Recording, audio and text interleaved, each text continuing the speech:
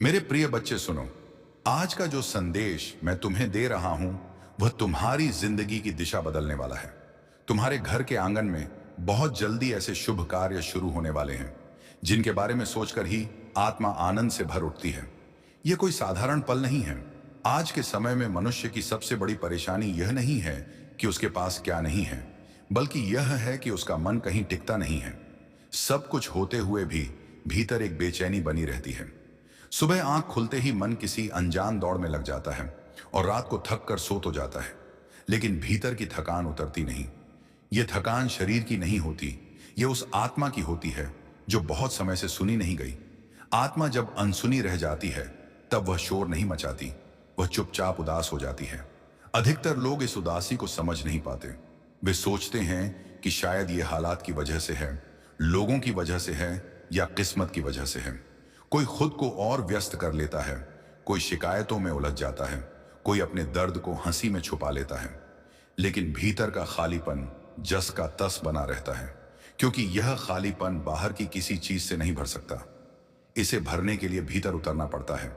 ऐसे ही किसी क्षण में जब मन बहुत थक चुका होता है तब शिव का नाम अपने आप जुबान पर आ जाता है, बिना सोचे, बिना योजना के। यह कोई आदत नहीं होती, यह भीतर की तैयारी का संकेत होता है। शुरुआत में नाम जब भी बोझ जैसा लग सकता है, मन भटकता है, ध्यान टिकता नहीं, लगता है जैसे कुछ भी नहीं हो रहा। लेकिन शिव के मार्ग पर होने वाला परिवर्तन हमेशा चुपचाप होता है। वह शोर मचाकर नहीं आता। धीरे धीरे मन का भार हल्का होने लगता है। विचार पहले जैसे हावी नहीं रहते। चिंता आती है, लेकिन वह पूरे दिन पर कब्जा नहीं कर पाती। जो मन पहले हर समय भविष्य में भटकता रहता था, वह थोड़ी थोड़ी देर वर्तमान में रुकने लगता है। यही रुकना साधना की पहली पहचान है। यही वह क्षण है जहां भीतर की यात्रा शुरू होती है। जो व्यक्ति नियमित रूप से शिव का नाम लेता है, उसके भीतर एक नई सहनशीलता जन्म लेने लगती है। जीवन की कठिनाइयां अचानक खत्म नहीं होती, लेकिन उनसे जूझने की शक्ति बढ़ जाती है।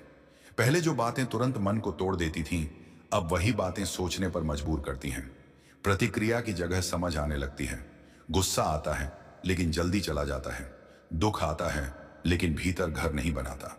इस भीतर के बदलाव का असर शरीर पर भी दिखने लगता है। सांसों की गति संतुलित होने लगती है। बिना कारण का तनाव धीरे धीरे ढीला पड़ जाता है। चेहरे पर एक अलग ही शांति उतरने लगती है। यह शांति किसी प्रयास से नहीं आती, यह भीतर की स्वीकृति का परिणाम होती है। लोग इसे महसूस करते हैं, भले ही शब्दों में न कहें। शिव नाम जब जीवन की दिशा को भी धीरे धीरे स्पष्ट करता है। जो रास्ते पहले भ्रमित करते थे, अब उनमें स्पष्टता आने लगती है।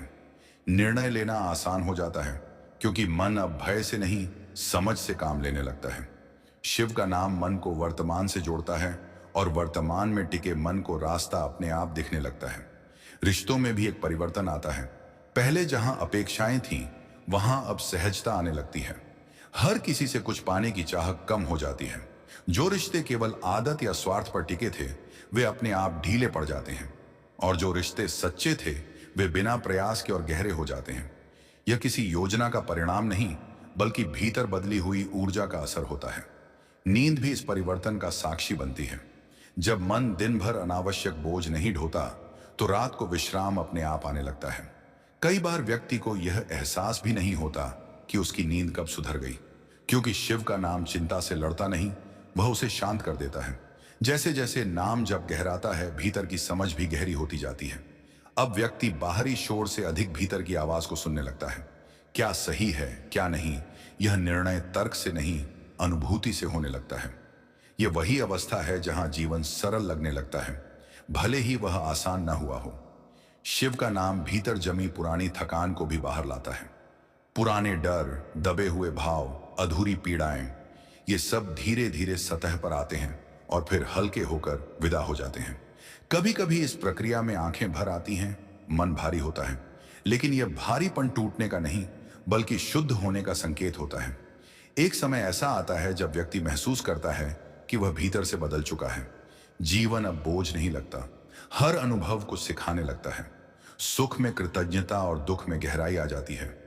यही वह अवस्था है जहां शिव किसी नाम या रूप से आगे बढ़कर एक जीवंत अनुभूति बन जाते हैं। जीवन के सबसे कठिन क्षणों में जब सारे सहारे कमजोर पड़ने लगते हैं, तब शिव का नाम ही सबसे मजबूत आधार बनता है। जो उस समय नाम को थाम लेता है वह टूटता नहीं, क्योंकि महादेव टूटे हुए को असहाय नहीं छोड़ते, वह उसे भीतर से नया गढ़ते हैं। और अंत में एक सत्य हमेशा याद रखना, अगर आज आप शिव का नाम ले पा रहे हैं तो यह केवल आपका प्रयास नहीं है, यह भी एक कृपा है। हर किसी को यह बुलावा नहीं मिलता। अगर यह नाम आपके जीवन में आया है तो समझिए आपकी आत्मा ने सही समय पर सही सहारा पा लिया है। बस इतना ही। शिव का नाम कोई साधारण शब्द नहीं है, यह मन का विश्राम है, आत्मा का आश्रय है। इसे किसी नियम या दिखावे में मत बांधिए, बस इसे अपने श्वास के साथ जोड़ लीजिए। सरलता में ही शिव बसते हैं। हर हर महा